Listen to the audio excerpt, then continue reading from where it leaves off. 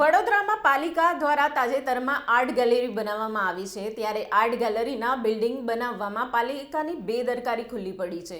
પાલિકા દ્વારા બદામડી બાગ વિસ્તારમાં 5.80 કરોડના ખર્ચે ફાયર સ્ટેશન અને આર્ટ ગેલેરી બનાવવામાં આવી હતી, પરંતુ નવનિર્માણ પામેલા બિલ્ડિંગમાં આર્ટ ગેલેરીમાં જવા માટેનો રસ્તો જ રાખવામાં આવ્યો નથી, તો બીજી તરફ બિલ્ડિંગમાં લિફ્ટ માટેનું નકશામાં પ્લાનિંગ તો કરાયું, પણ તેનું પાલન કરાયું નથી।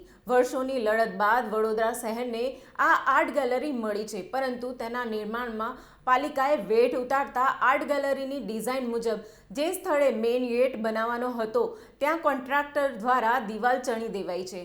ત્યારે અહીંની આશ્ચર્ય વાત તો એ છે કે ઇમારતમાં રહી ગયેલી ખામીઓ અંગે શહેરના મેયરને ખ્યાલ જ નથી। ખામીઓ અંગે જ્યારે મેયરને પૂછવામાં આવ્યું ત્યારે કહ્યું કે આવી કોઈ ખામી હશે તો અધિકારીઓ સાથે ચર્ચા કરીને દૂર કરાશે।